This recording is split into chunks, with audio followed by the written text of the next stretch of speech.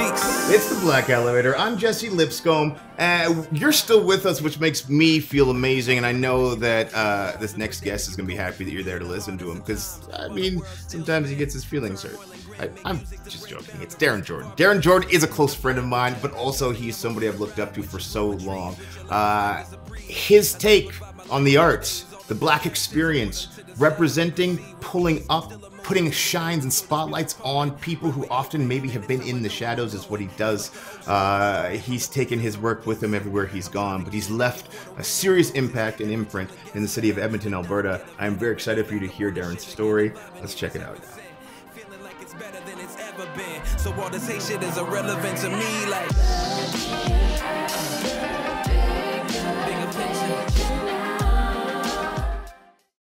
welcome to the Black Elevator. It's me, Jesse Lipscombe, your host, and this episode, this segment, is something that I'm very, very excited about. You know, as you've heard before, we've had numerous individuals that have come and told their stories, and they've been unbelievable, motivating. But in this case, this person next to me, Darren Jordan, has been motivating my journey for many, many years. And having him sit across from me and being able to share some of the stories that we will share, I think will be very interesting, exciting, exhilarating. Darren, thank you so much for being on the Black Elevator. An absolute delight to be here. Happy to be here. What's good? Yes, sir. Here. Privilege. You good? A privilege. Yes. Yeah.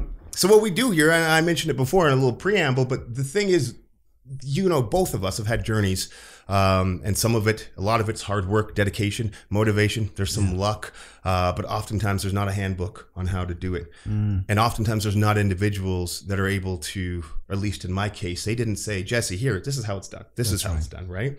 And as I've watched what you've done throughout your life and your career and making your own way and becoming a pillar, an actual pillar in our city of Edmonton, I think what we're about to share will be great for individuals. So I want to know a little bit about the early days of Darren.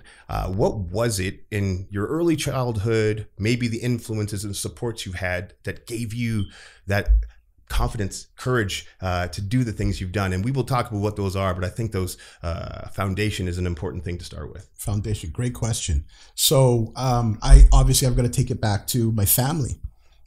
So I was born in UK. I was born in England, Derby, England, and I was born to two Caribbean parents that made their way to England and found each other and had a life. And from the time I was a child, our home was always full. There's always people coming and going, people from a variety of different backgrounds, surrounded with all types of culture. And so it's what I was raised with. And when we moved to Canada in 1975, oh my Lord, you did it. You did it. Dated myself. Yeah, you did it. 1975 was a good year. It was 5 years before I was conceived. Continue. Okay, let's move on. Come on. So 1975, we moved to Canada. We immigrated to Canada like many people. My parents were in the medical health field, and they were looking for workers, nurses, and so on. So it was a really good fit. But it wasn't the same. I remember growing up, it wasn't quite as culturally diverse as it was when I was back home. But over the years, that changed. And when my parents settled in, it was business as usual. Our home was always filled with people from different backgrounds, and culture was always sort of something that was present. And I think that's kind of where it started, a desire for more of that. Okay, right? So quick question too. So 75, and you've already done the dating and ages. So I want to know, when you were in England, what age were you when you moved over? Yeah, that's a good question. So I was 8.5. 8.5. So, and you have some vivid memories of that idea. Very clear. Yeah, okay, so the idea that it was very diverse. You saw a lot of people that looked like yourself. Yeah. And then you came here, and that didn't exist. Do you remember the feeling? Was it a different feeling? And what did that feel like for 8-year-old Darren? Yeah. So, well, first of all, I thought we were coming to Canada on holidays. Okay, so I thought we were coming on vacation. And so I couldn't reconcile why all our family came out to the airport to come see us. And I couldn't reconcile why My mother was crying, and my auntie was crying. It's a and my vacation. dad was Yeah. somber. Yeah. We're going to Canada. You know, skiing and farming. Right. And so that's kind of what I thought was going on. But when I realized that we were staying, my mother tells me the story where we were at this a friend's home, and I said, "Mommy, when are we going home?" And she says, "You are home." And then everything kind of shifted. Right. But I don't know. I would say that. I've lost my train of thought. Yes, because it's the idea of like that difference between when you were home and found that this was home, but it was different in that representation. It was very different. There were not, at the end of the day, there just were not as many people as color around me as I was used to. Right. And then we were also kind of seen as a bit of a novelty because I was this little 8-year-old black kid with a British accent. Right. So I got a lot of, hey, say that again. Right. You know? Yeah. So, you know, that was kind of my introduction. And it was, I mean, kids adapt, right? They adapt. So the reason this is really interesting for me because I know a lot of your story, and I hear that, and I hear this 8-year-old Darren comes over, and you know, and that culture he was used to wasn't necessarily there, was othered. Fine, your kids, you adapt with it. Sure. But then I see the Darren now that's created 5 Artists to One Love, right? Where there's just like maybe the seed of what was missing. It's always been there. And you create this beautiful artistic expression to offer to everybody in Edmonton. If you wouldn't mind just offering to the listeners what 5 Artists to One Love is and why, in your opinion, you started it. Okay, so 5 Artists to One Love is, it started off as a Black History Month event. And I used to paint. I used to enjoy painting. And this is back in the 2000s. I had some pieces up in some restaurants and things like that. Nothing really serious. But I always enjoyed it. But I never used to see any black artists. Now, that's not to say that they exist, but I just didn't see it. And one of the things that really kind of used to grind me was the fact that Black History Month would come and go. I don't remember seeing any type of art show dedicated to black artists. Right. And I used to complain about it. That's what people do. Right. And that complaint was passed on to an individual that just opened up an art gallery, this gentleman by the name of Alex Patterson. And he opened up an art gallery on 124th called the 2 Gallery. And it basically specialized in one-off artisan furniture. So you'd get a coffee table, right? But nobody else would have that coffee table because it was made by that fellow over there. Yeah. And so it was very unique as a result of that. And he wanted to branch off and have some other visual arts in there. So he also had a studio in the back, and a number of artists used to use the studio space. It's actually the building that is occupied by Duchess Bakery right now. Right. And for those listening out of Edmonton, Duchess Bakery, one of the great iconic pastry places that has lineups for days, and when they close, people cry. Yes, they have the best bread pudding. Can we talk about bread? We can. That's another podcast. They have the best bread pudding. It's amazing. Anyway, so these people basically opened up the gallery and gave us an opportunity to hold space in there for Black History Month. One of the artists had told this gentleman that I was interested in that sort of thing. And so we collaborated, came up with the concept of 5 artists. I'll bring in 5. Right. It could have just been me. Yeah. But I wanted to know if it was a great opportunity to see if there were other black artists out there that were working. In that same way you were looking and couldn't find them. It's almost like a calling card. Where are you? Right. Yeah. That's right. And it's exactly what it ended up being. We put out a call for submissions in the community. I knew a couple people that kind of dabbled a little bit, and they kind of threw their name in the hat.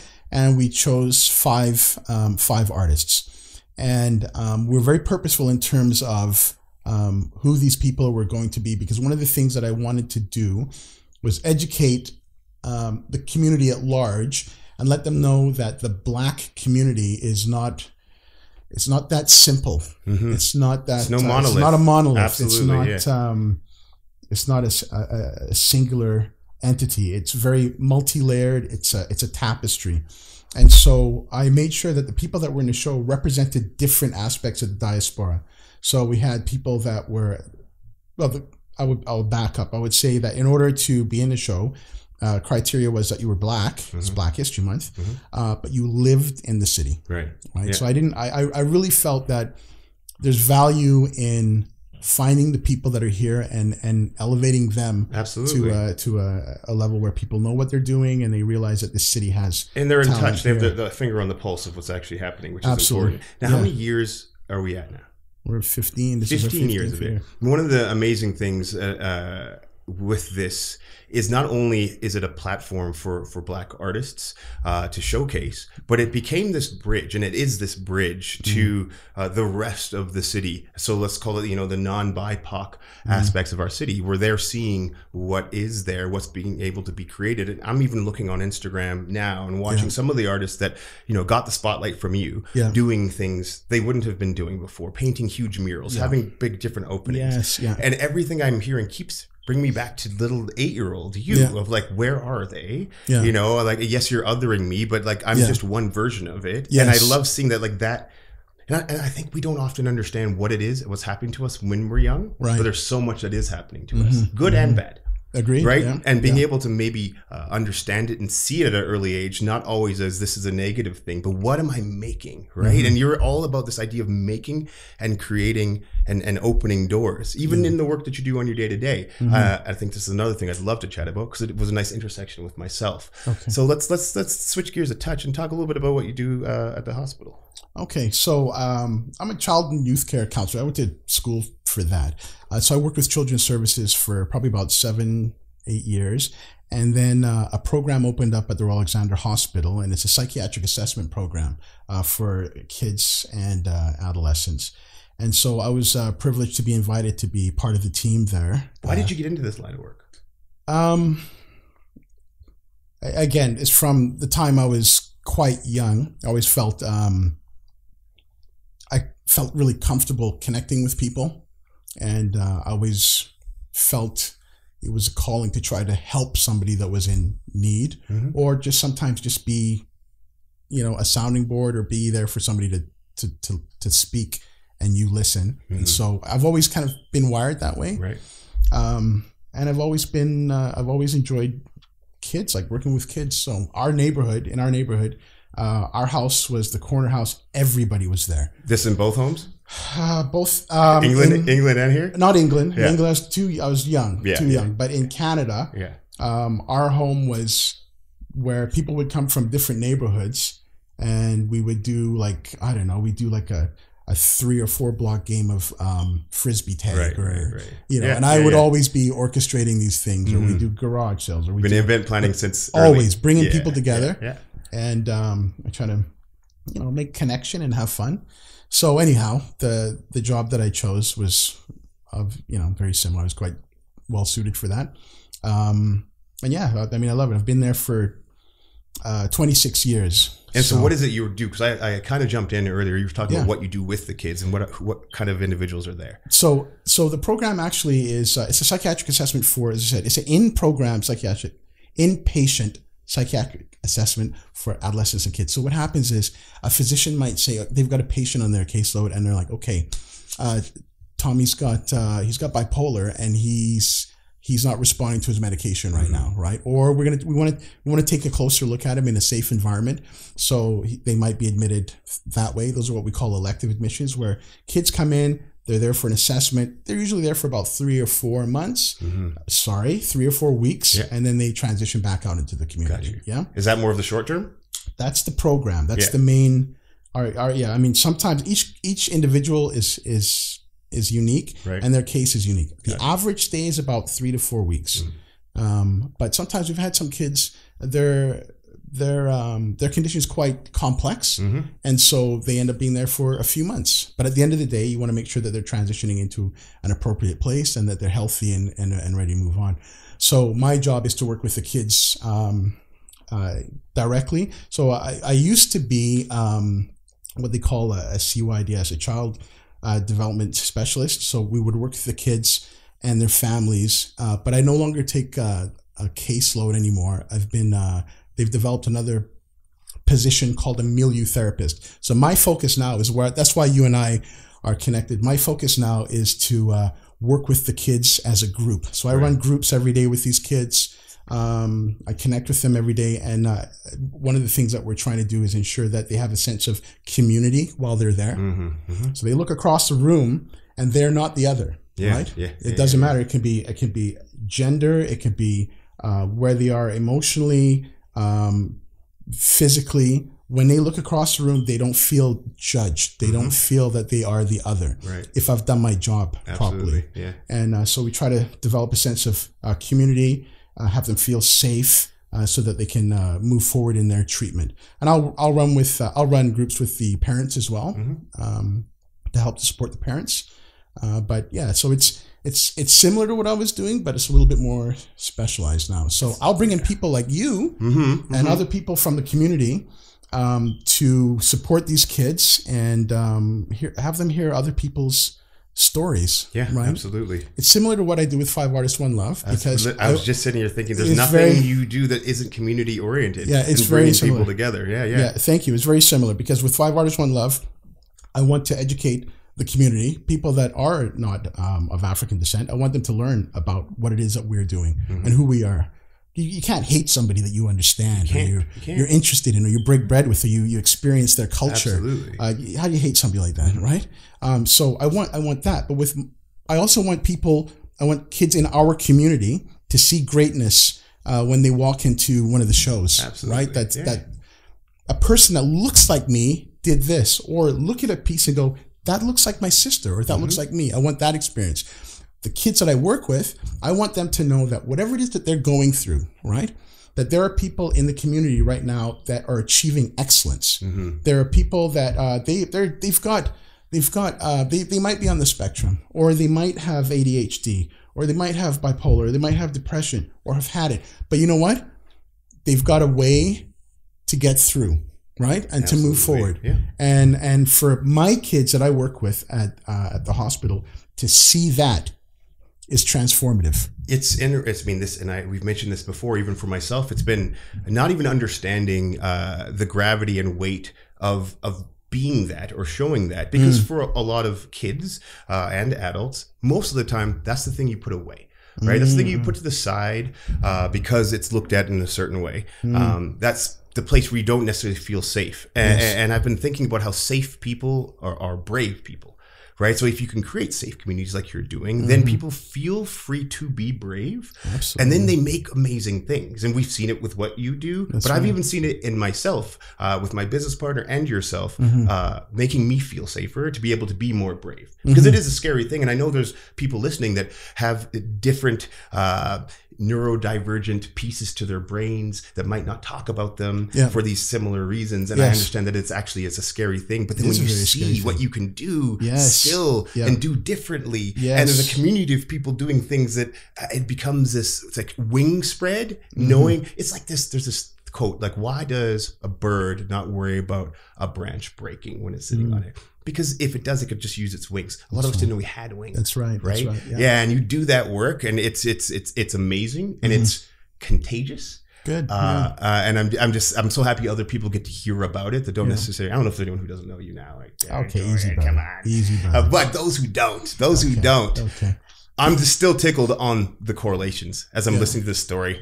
Little Darren, all it was in him was already in you, right? But you were brave enough. You had a safe enough space from your community. How important it is for people to find community and find those places so they can do that. And it's incumbent on us to do that for others as well, right? To make sure that we are doing our part to build communities. So how do we do that? So if I'm a young black youth, I guess that's redundant. But what do you do? How do you do that? I'm glad you asked that question. Yeah. So I'm gonna go back to some moments that were transformative to me. So again, like I said, when I grew up, I was a novelty, right? And going from being surrounded by family every day and people that look like you every day to being the other is a huge shift. My parents have all these stories. They've got stories.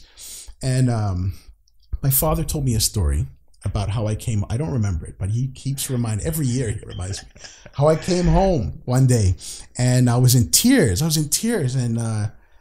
some kid called me a blackie. Right? Which is pretty lightweight considering. Fair enough. Right? But The other stuff came later. Yeah. But I was new. Yeah, I didn't even know that was a thing. Yeah. I remember my dad just telling me about how, apparently I was in tears and he called me a blackie. And I was like, no, I'm not black. Right. I'm brown. Right. you're black, that, because he was quite dark. He was quite dark. Yes. So even then, that kind of brainwashing, that kind of idea about not loving that the skin that you're in, right? It can have a profound effect on you going forward, right? Yeah. And I believe that we have to instill this sense of pride in our kids. So there's two prongs, because there's a couple aspects that I'm talking about where I'm concerned. One is my work, and one is my family, my culture. I mean, as a black person, where my work is concerned, I want to instill in somebody that maybe you're neurodivergent. We wear that with a badge of honor, right? Because look at all these people that also are neurodivergent that have done amazing things, right? As a young black kid, I want a young black kid to see that. Love the color of your skin. Love the fact that it's different. Love that. Don't let that be a barrier. Absolutely. Let that be a badge of honor. Right. And if you take pride in that, you have strength in that. Oh my goodness, the world opens up in a whole different way.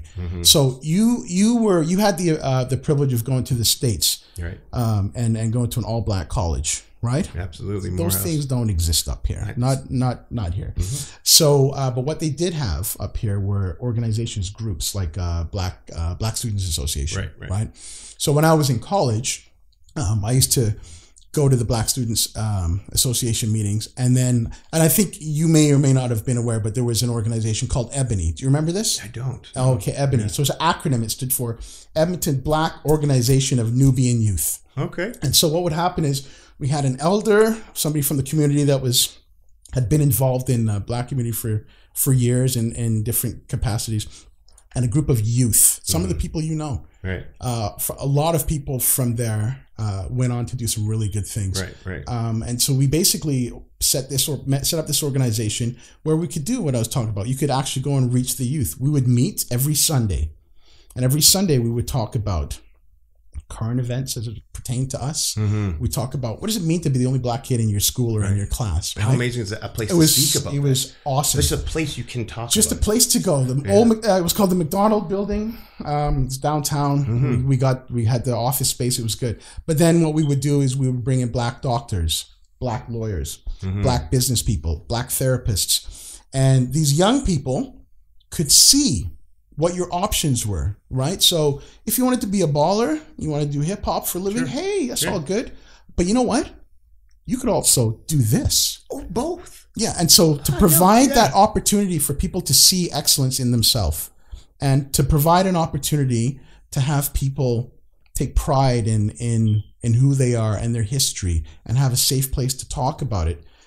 That's where we start, making space and making places for those type of interactions to happen. You're right on this, and I know you and I and a lot of people in the black community speak about this often ad nauseum. It almost seems like that's 101, but I do think it just needs to be hammered in more and more and more about that representation. You have to be able to see it. But the other piece is there's this idea that's often ingrained in us to be small. Right? Like don't take up too much space, because usually when you're taking up space, it's like everyone notices you and you're othered. And I think that the opposite of that is important, to be able to be proud and confident and loud and big about what we do. There's nothing wrong with that. And it does make people feel uncomfortable because we don't see it enough, not because it's wrong. It's because we don't see it enough. And I want young, black boys and girls and people and theys and thems to be so proud and be okay if there's no one else there. But also seek that community, find that community, because it will just uplift and allow you to walk taller and more confident. Yes, 100%. But we need them. 100%. You and I need them, Darren. The young people to do it too, because it's not like I get inspired every time I see it, because it's like maybe we're doing something right, right? And maybe I'll do more of it. Yes. Right. And it's not just about, a Darren and a Jesse doing that. We need them to do that too. This is very cyclic. Yeah, that's right. And that was always sort of a challenge, right? Is you need to build capacity so that you can sort of pass on a torch, right? And Ebony was a wonderful example of that, because it was youth driven. I mean, we were in our 20s when we were doing it. What I found is that we had that demographic, people from university and college, but we felt that what we needed to do is bring in like a younger demographic, so that they could get feel some of this energy. But you had to, what I found is we had to go out and bring them in, right? So to have built it and just said, hey, we're here. Yeah. That wasn't enough. That's the beginning. No, that wasn't enough. So then we shifted what we were doing, and we actually started going to schools, going to high schools, and mainly high schools and junior highs, and getting whatever smattering of black kids that we could into a room and say, hey, look, if you haven't got anything to do on a Sunday, let's talk. Yeah. Darren, I got a totally different change of subject, but what was the hardest thing in your life that you had to admit to yourself that you always knew was there, but you struggled to say out loud? Oh yeah. Okay. All right. So, that it wasn't an even playing field, that it wasn't fair, that, simply because of the color of my skin, my journey is going to be different than, Bradley Stanish's or Stephen Fairholm, my white friends, right? Yeah. So, why was that hard to say? Because I was a kid. Kids make things fit, right? They make things fit. So they want to fit in. They want to fit in. So you hear me talk today. I don't have any British accent. Yeah. None. There's a couple of reasons why. The physiology behind it is that as a child, my vocal cords are still growing and developing. Yes? Yeah. So here it is. The psychological reason why I don't have a British accent is because most kids want to fit in. They don't want to be other. They don't want to sound. They want to be a part of different. Yeah. Community. So you start working to get rid of it. I remember my mother told me one day she said, "Listen to me. You need to be twice as good as the white kid in your class to be seen. And I remember being offended by that because some of my best friends were white, right? Yeah. And my parents are not racist. They don't talk like that. They don't. But I remember, I think I was probably it was late elementary, maybe, I think it was. And I just simply did not understand what that meant. And I kind of held some resentment for that she would even say that, right? But as I got older, it just seemed to make more sense. And I remember that has always kind of been a big pill to swallow. Yeah. That it's, Have you swallowed it? Oh, yeah. Of course. Okay. Yeah. All right. I got one of those deep questions. Well, no, you know what? Nobody rides for free. So I'm going to throw that back at you. Ah. What was your moment then? What was the one thing that you felt? The hardest thing for me to admit to myself. I think it's it happened late 20s, early 30s, that I was petrified. I was so scared of losing. And I mean this in the sense that I was aware that I had privileges. Even as a black man, I had privileges where I lived. The fact that I was able-bodied, a pretty decent-looking dude, I had some privileges. And I'd seen people with less do more. And so I had this pressure on myself that I had to. And I was winning out of fear. And I just didn't admit to myself that I was actually scared. I was just scared.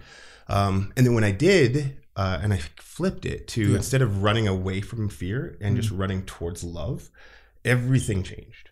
But it was just admitting that I was scared. I was scared every day. I was scared that I get found out. I was scared that it's not, or whatever was happening good would disappear instantly. And everything I did, I didn't get to enjoy any wins. Everything was really nothing. None of them. I didn't because of your motivation, right? But it was the wrong one, right? Like I had won, like I was a track athlete, so I won lots of medals, and I never put them up. I threw them in a trunk. None of them were ever up. Come on. At all. None of that stuff. And my mom was like, why do you want to, I was like, doesn't matter. I was on to the next. And then when it flipped to running towards love, everything changed. I could lose and it didn't matter. I could mess up. I could fail. It didn't matter because it was just like you're just running towards this like warmth that was pretty awesome. And things bounced off differently and other people's opinions mattered less. And all of this stuff, it became just like a really cushy, not that it's not hard, but things didn't hurt as much. Yes. And I could be braver. So it was like I created my own safety by running towards love. So I think was there a catalyst for that, Jesse? Was there an event? Was there a comment? Was there Oh, I don't think it was a binary thing. I think it was just a bunch moving forward, and it probably was when. So the reason I quit sports. So I was 6th in the world as a high jumper at one point, and then I had a stroke. I had a TIA right before the Athens Olympics, and so then sport was done. And not that I didn't feel like I was that athlete who you're just an athlete, because I was always doing other things. But when that happened, the thing was, what do I love the most? And it was art. And it was always art, but it was a for sure. And I didn't even bounce. It was so clear to run there. And I've never felt that clear. And the reason I was clear is because I loved art. And so everything I wanted to walk towards, wanted it to feel like that. And it really put in perspective what everything else felt like. Everything else felt like I was scared, I was running from, and what other people thought I should do. And if I didn't do the thing, as soon as I went that other direction, all of that fell to the side. Not that I'm not affected by the things, which is not the same. It's just not the same. Yes, yeah. So I think, that I was a scared cat. Theater? Was it theater? Was it visual arts? What was it you were running with? Oh, yeah. Towards? It was being an artist, truly, but at that stage was being an actor, film and television actor. Yeah. Theater didn't come until like late 30s. Okay. But film and TV. But being an artist in general, like whether it doesn't matter if it's paint, doesn't matter, just connecting with humans, finding truth and putting it on a stage or a podcast, and sharing it with the world. Look at us, Black Elevator. Watch that. Good plug. Nice. I see how you see what I did. Nice. Before we wrap up, I always want to make sure that you have the last word to say. Anything that you maybe want listeners to listen to and hear. But I do have a book question. What's your maybe most impactful book top of mind for you? Impactful or favorite? Okay, now both. See what you did. Yeah. Okay, so Stephen King's The Stand is like one of my favorites. Okay, I'm sorry, I said it. Yeah, I said it. Probably one of the most impactful books I think I had read was the autobiography of Malcolm X. It was that was kind of transformative for me too. Why? Because I think I read that. I was older. I think I might have been in high school, or I think it was, and it was just before my journey into sort of discovering this whole other world with proud Black men and women, and exploration of history and our history and things of that nature. It was sort of an entry point for me, right? Around there. So I read it a couple times since, but I always remember that as being one that's quite impactful for me. So you can see how you can guess how happy I was when the film came out. Yeah, Yeah. So, but yeah. Good, very cool.